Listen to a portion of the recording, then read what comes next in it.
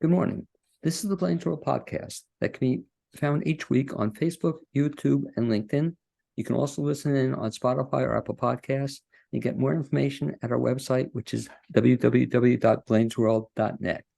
I'm your host, Blaine Greenfield. I'm here in my Zoom studio in lovely downtown Fairview, North Carolina. And each week we focus on positive news and information about people and organizations in both Western North Carolina and throughout the country. And to that end, it's my pleasure to introduce not two guests today, but three guests. And this is really exciting because, guys, I have to tell you, this is the youngest guest I've ever had on the show. So I'm very excited. And I'd like to have you meet Will Ezzell, right? I have it right. And Kyrstin Ezzell. And it's Julian Ezzell. And you can wave Julian. Okay, that's Julian Ezzell. And very exciting. Like I said, the first time, there he goes. Okay, very good. And what we do each week, we try to focus on individuals and organizations in the Western North Carolina area primarily who are doing good stuff. And it certainly applies to the two people or three people I'm speaking with now who are doing really good stuff for SART, which is Southern Appalachian Repertory Theater in Mars Hill. The first question I ask guys, I had that pleasure of interviewing Will on a previous show. So this is the first time, Kyrstin, I've gotten to speak with you. It's do I have it right? Kyrstin? Yes. Okay, Kyrstin. Yeah. And so Kyrstin, the question I ask you, as a child, you grew up where? In Houston, Texas. Okay, and as a child growing up in Houston, Texas, did you always know you wanted to be in theater? No, I was a dancer primarily. Okay, so when did you get even the dancing, when did you start dancing? I started dancing at 4. Okay, right. And so you were in different shows at the age of 4. When did you do your first theater? My freshman year of high school, they opened the senior musical to an all-school musical. And that was my first one. Okay, and what was that musical? Do you remember? Annie. Annie. And were you Annie? No, I was Dream Annie, so still primarily dance. Well, I ask you that because Will, you may remember I once mentioned this idea, but I still have this idea. Nobody's done it Will yet, but I want everybody to recreate their very first role. So as a fundraiser for SART, wouldn't that be cool? Like you as Dream Annie, do you have a video recording of that? I do. Oh, yes. do you really? Okay, so you have it. I'm saying this could be something you could pass on to Julian. That Julian could see his mom the very first performance. And so you were Dream Annie. How did your career go from that point in time? I think I continued to do theater throughout school. We did Grease and Into the Woods. I was the narrator in Into the Woods. And then I went on to college to get my theater costuming degree at Sam Houston State. And so I assume you've done then lots of costuming for shows? Yes, I have. And did you do the costume for the upcoming show we're going to be talking about? I did not do it this time. Will did it this time, but I did it in 2020 when we first did Church Basement Ladies. Oh, okay. So remind me about that, and that's the show we'll be talking about.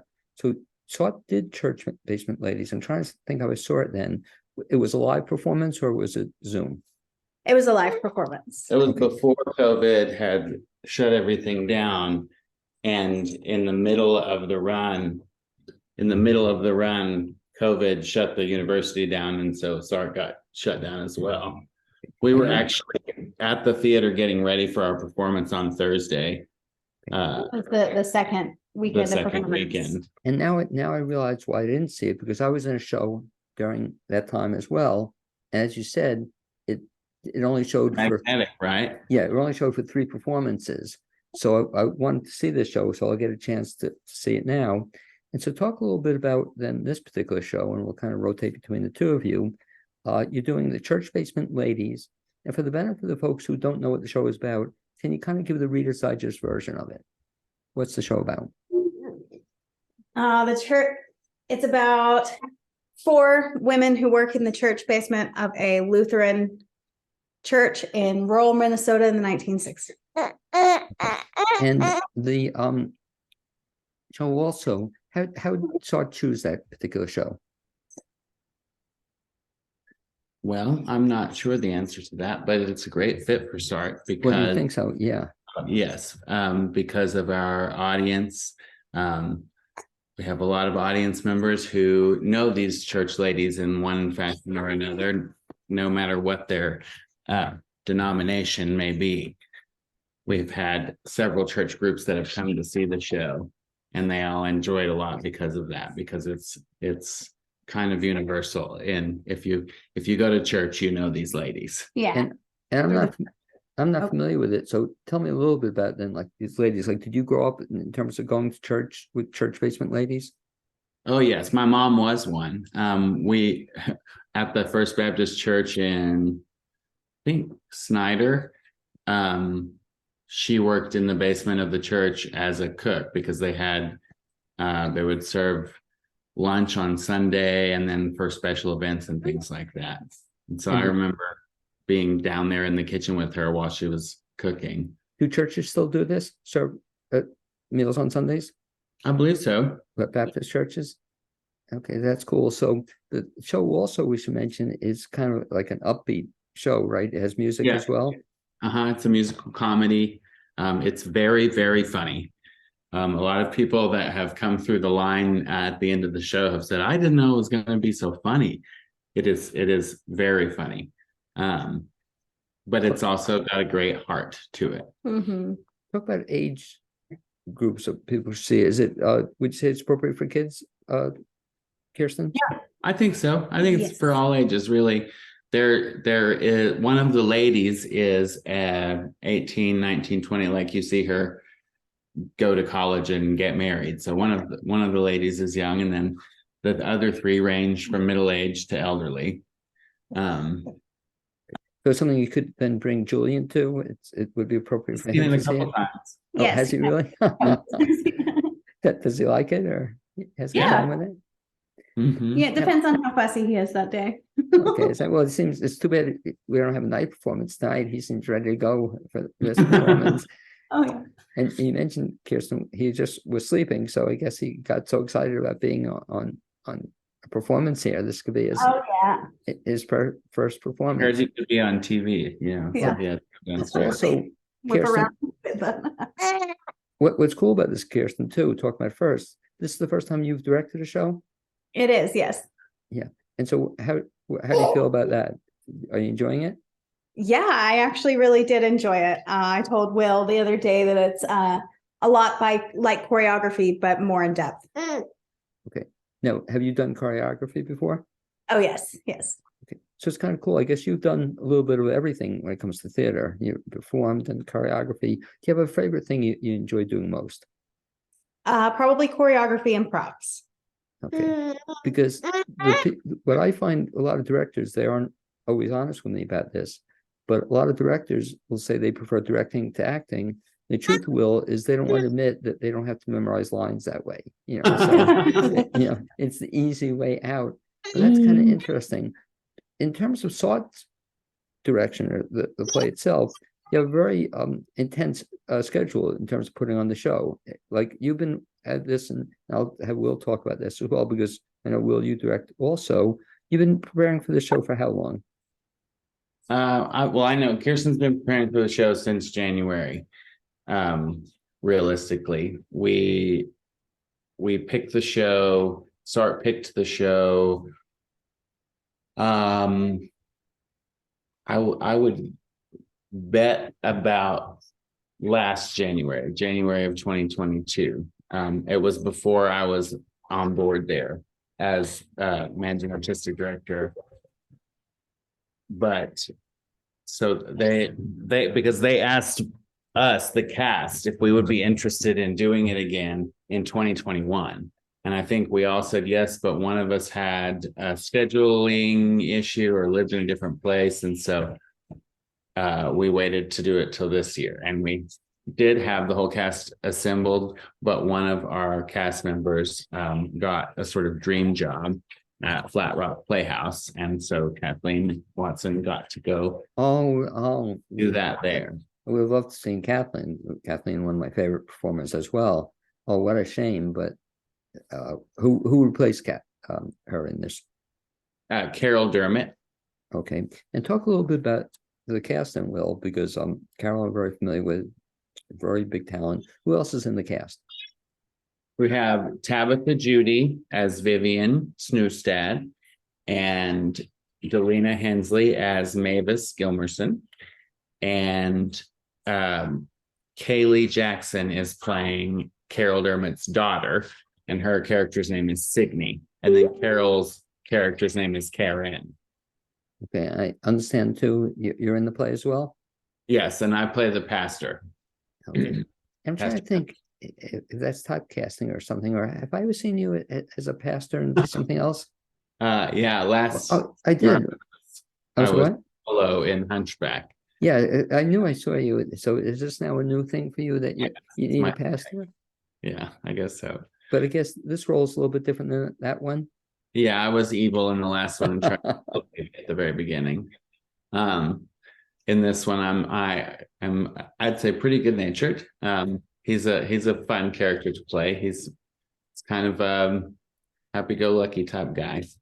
Now this takes place where? In rural Minnesota, in a fictional town called Cornucopia. And I have to ask you then, being it's set in Minnesota, do we get to hear some Minnesota accents or? Oh yeah, you betcha. Well, I should have done I should have asked Kyrstin Will to do the whole interview in a Minnesota accent. Was that hard? It's hard to stop when she. And you have Kyrstin speaking to you in Minnesota. And, Not nearly as often. No. no, I love it. Do other actors also have Minnesota accent? Yes, everyone in the show does. Now, is that hard to pick up? Not for me. It's hard to put down. Yeah, I think it came to most of us pretty naturally. It is one of the pitfalls of it is sometimes you can get a little too far into it and you start sounding like you're Irish instead of. Well, I'm saying, well, if we ever do another interview or you're doing another show, and I've never done this, Kyrstin, first time I've ever had somebody as young as your son, but we'll do that sometime, another show. We'll just have you do it all in the accent of the person. But that's really funny. So you have to balance the two. How do you pick up an accent like that? I listen. I find like movies set in the place, or I've listened to podcasts with people from the place. So you hear a lot of them speaking. I also, for this one, the director of the first production sent out a video link that had tips on a Minnesota accent that kind of explained how the mouth is shaped and things like that. Who was the director of the first play? Samantha LeBrock. Oh, okay, yeah, I know Samantha. Yeah, I'm sure I didn't see it, but I think somebody else did it in North Carolina maybe a long time ago before I saw it, because I was at the same weekend. But that must have been tough to open up a show and then not to finish it as well. The now the what was it? Fargo, was that set in Minnesota also? North Dakota. Oh, no, but it's similar kind of accent. Yes. The people from there call it the Northern accent. So in a really funny twist of fate, the only people from Minnesota that I have ever really known in my life are people that we met in Texas at a music festival. And they were the Haug family and then this guy named Chris Shotliff. Eventually, Chris Shotliff married the Haug's daughter, and she became a Shotliff as well. But they were all from Minnesota and a family band. And I definitely base a lot of my characterizations and my accent on what I know from them. Well, the other day during one of our last dress rehearsals, they called to let us know that they were in Sevierville, and they ended up getting to come see the show. Oh, I was just going to ask you, is that cool? Well, you have to send them the link after we do the show, because I'll tell them we mentioned them on the show as well. So what do they think about your accents? They loved it. They loved it. It was great. Yeah. Now, even when they sing or when you sing, are you singing with an accent as well? Yes, I do. And so back to Kyrstin's role in this, was that tough also to have to direct the play with people with different accents or keep them in the accent? No, not really. They all picked it up really easily. And at first it just made everything more funny, Mhm. you know, knowing all of these people and knowing what their accents actually are. Because I can see Carol, who I'm friendly with, I could see her doing, the accent too. And I've seen her do different things with accents. But that's, to me, it would be hard enough to act regularly, but to also have to, act with an accent. It's like you mentioned two, so you've done choreography as well? Yes, I actually did choreography for the show. I was going to ask you. So there is some, I guess, movement in this show. How is getting them to move? How is that part of the process?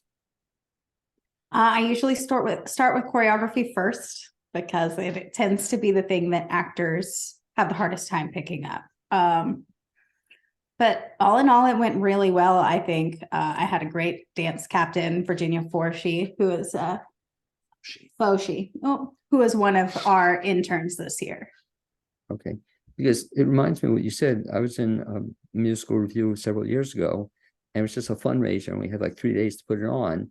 And so the very last thing we did was choreography, and everybody's bumping into each other. It was embarrassing. It was a fundraiser, so we weren't professionals at it. But to have like an hour of instruction and choreography at the end of the thing, it was kind of difficult to pick it up. Yeah.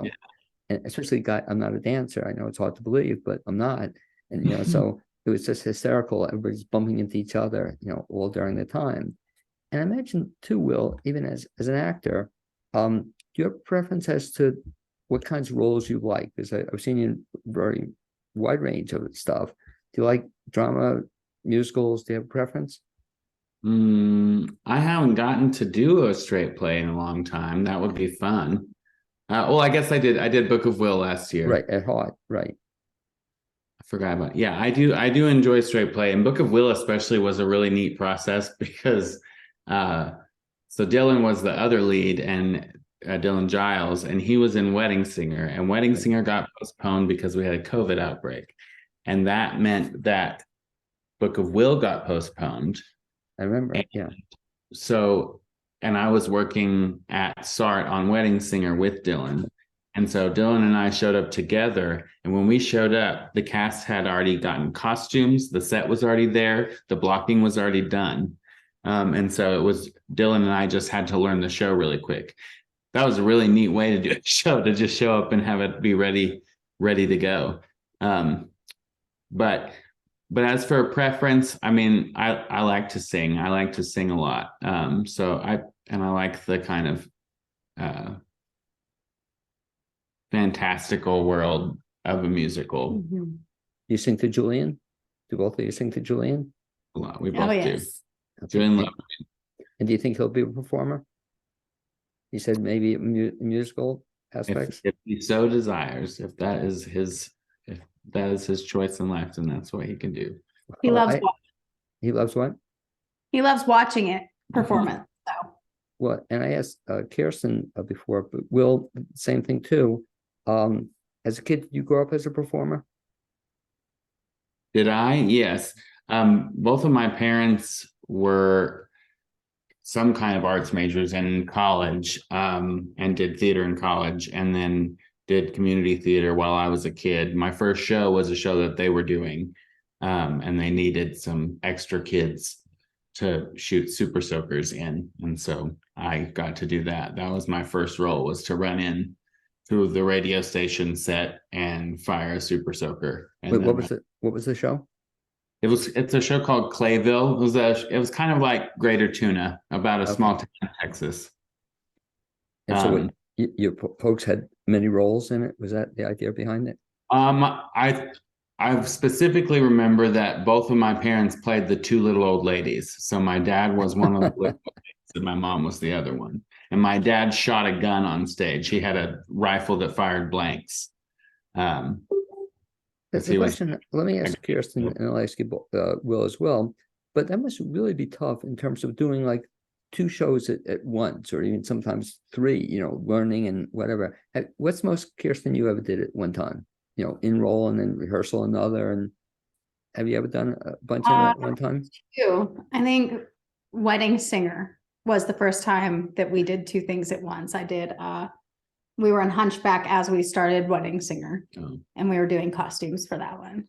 Okay, because I think I went to ask Dylan, and he once was in 3 at one time. He was in a show and then rehearsal another, and starting reading the third one.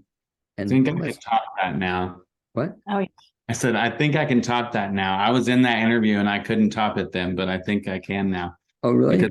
Because last fall, we costumed Frankenstein rubrics and was in Assassins and what else? SART. Wait. You were doing Oh, we which? did a season reveal Mm-hmm. for SART. I feel like there's a fourth one. Okay, that would be a record. You'd be the first one I know to do 4. Oh, maybe I'm wrong. Okay, but anyway, but the point, I In one day, I had to be at all 4 of those places in one day, I remember. Oh my goodness, and they're not real. Some of them are not real close to each other. Oh, it was Montford was the other one. I wasn't working at Montford, but we were getting costumes from Montford. That's what it was. I didn't actually work at 4 shows, but I was at 4 theaters in one day. And talk about that, because I didn't know you folks were involved in that as well, the costuming aspect of shows. And Kyrstin, you said that kind of been your background, costuming? Yes. Okay. And how do you get involved in that? Well, I auditioned for the musical theater department first, and didn't make that, but I did get into just the theater program. And one of the requirements at SAM is you had to do the cruise. So you had to do costuming or box office or set building. And I chose costuming first. And I loved it so much that I took all of the classes and ended up majoring in it. Okay. And so you've done costuming for other shows, have done for other shows at SART as well? Yes. Yes. And what costumes did you do? I did Church Basement Ladies and Wedding Singer, but I feel like I've done more than that. I guess I helped a lot with the costumes on Hunchback. Mm-hmm. And you did, I think in the same year you did Parkway Playhouse. I did, stuff. yes. And when you mention it, I'm just thinking back to one play, the Wedding Singer. Costumes were pretty cool in that show. Will, I guess in Hunchback you just put him in a white garb, and that's all he needed, and fit right in. And so, Will, that's kind of interesting. You've done costuming also? Yes. So Wedding Singer was my first full show to costume. The first show I ever costumed was the most blank time of year at the Magnetic Theater, which was the Christmas show in the winter of 2021, which Aaron McCarson wrote. And it called for the family to have replicas of the finale costumes from White Christmas. And so that was my job, was to build the finale costumes from White Christmas for 2 women and 2 men.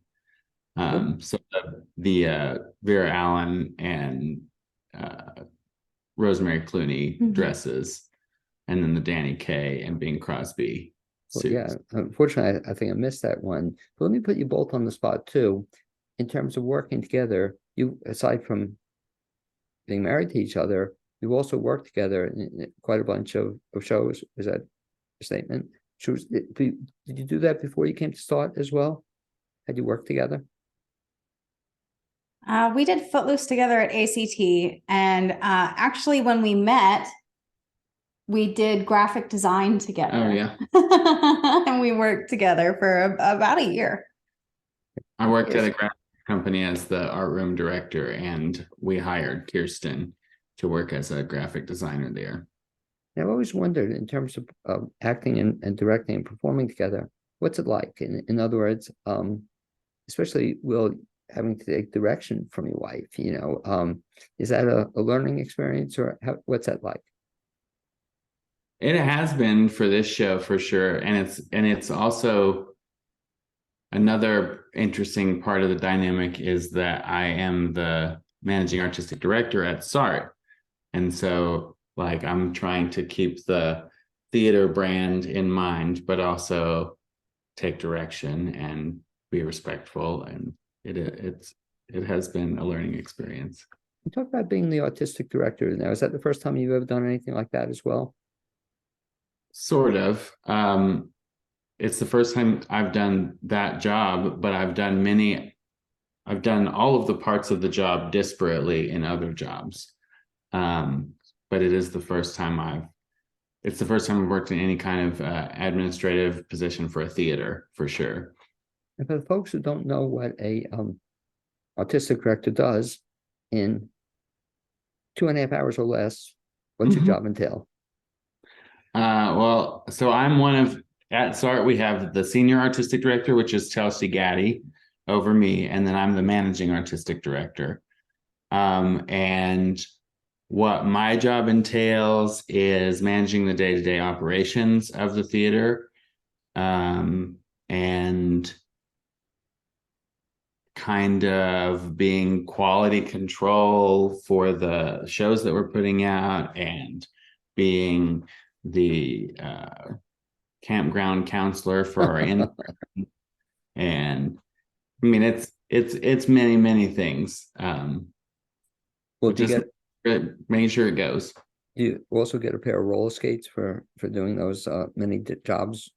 Because I always see roller skates, I would expect a better paycheck. okay, I find that hard to believe. And talk also about jobs in theater, because I think you're a good example of that. And Kyrstin, something I kind of encourage people to do, but they don't listen to me half the time, but to also be a stage manager, for a show. Because I guess, and Will's a good example of it, that if you want to get ahead in theater, I guess, and you're a good example too, Kyrstin, it's a good idea if you do a bunch of things. Would you say that's true? Yeah. Because if you're just relying on being an actor, I guess you have limited availabilities just being an actor. So what else? Just you've done costuming, you've done now directing the first time, you've done props, you've done other kinds of things. Anything else you've done in terms of your theater background? No, Wigs, prosthetic, makeup. that's true, but I feel like that's related to costuming. No. All. Okay. But yes. And all the things you've done, you mentioned choreography is which you say choreography is the favorite? Yes. Yeah.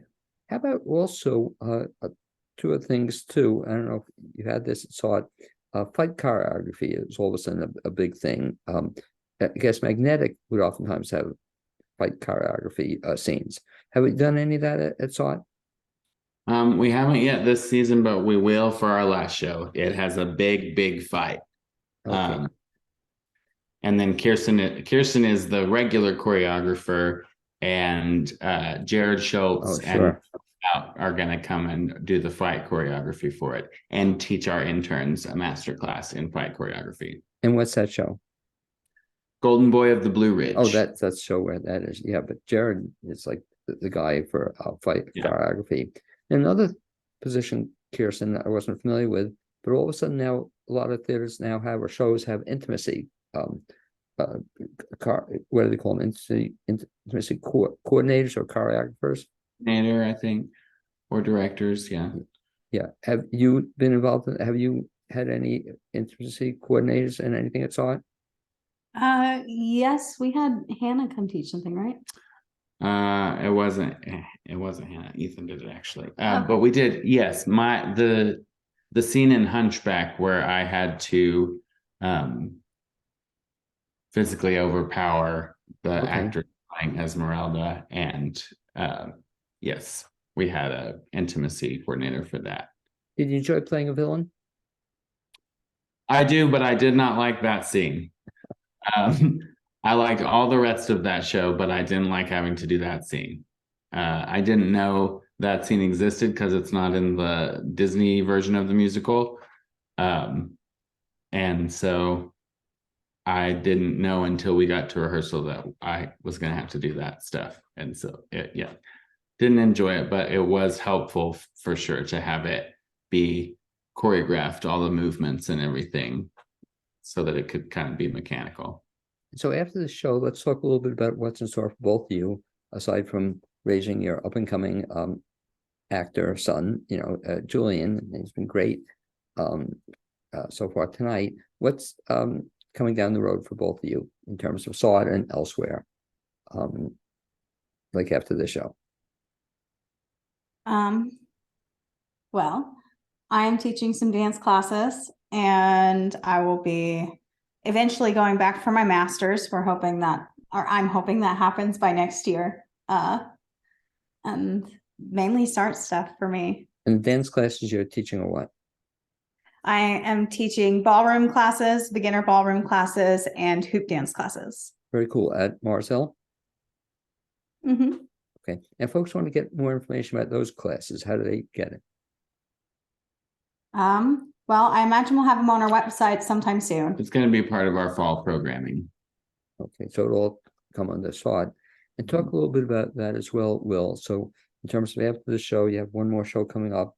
You're mentioning fall programming. I think we were talking off the air was kind of interesting. You're moving in a different direction than a lot of other theaters do. Is that you're going to have a lot of camps and programs for kids? I guess that's the plan.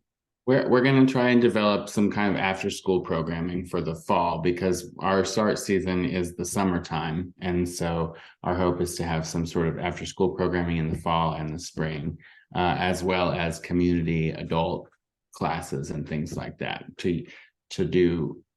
for SART to exist as classes during its off season, basically. And I think you've done right. Some of them you've done in the past. You've offered some courses, which I thought was kind of cool.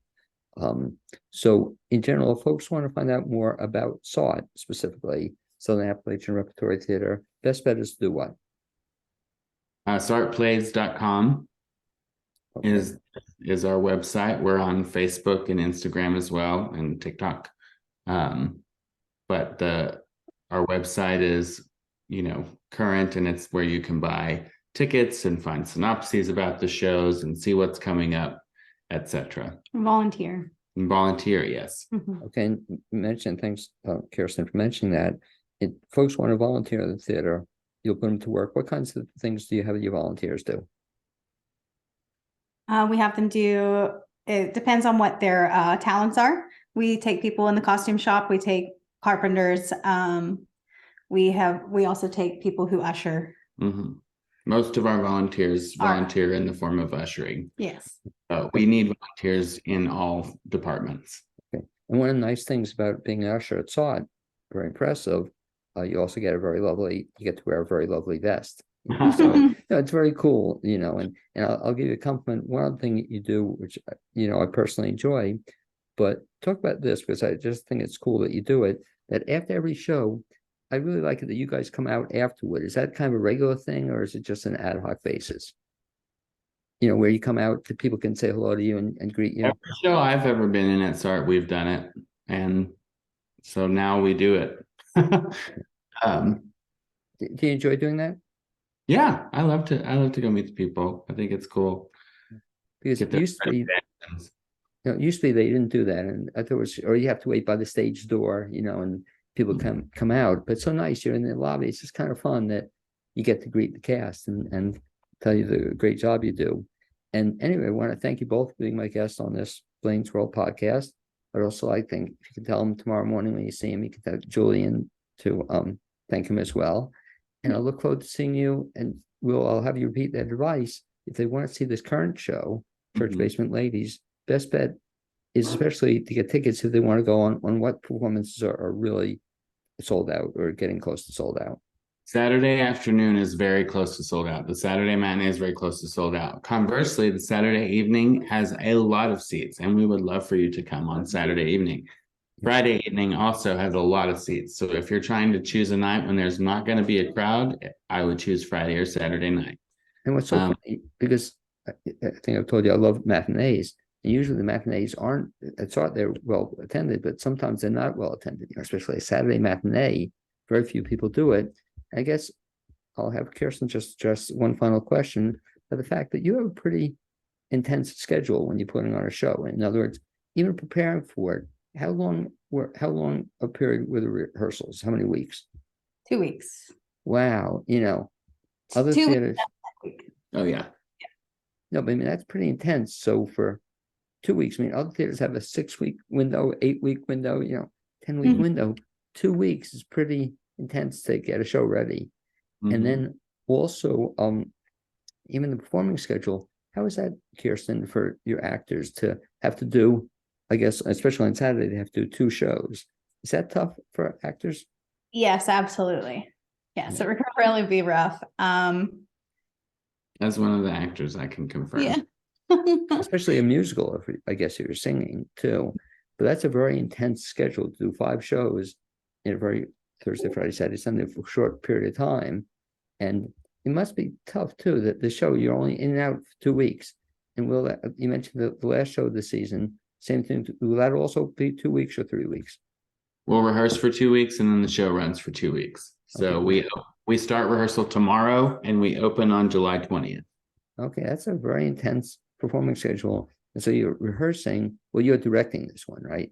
I'm directing this one. Yeah, I'm in the one that's on right now as the pastor, but I'm directing Golden Boy of the Blue Ridge. Just a little bit busy. Anyway, I'd like to thank you both for being my guests on this edition of the Blaine's World podcast. Also like to thank my producer, Cappy Tassetti, and we look forward to seeing you. Thanks for the recommendation on Saturday.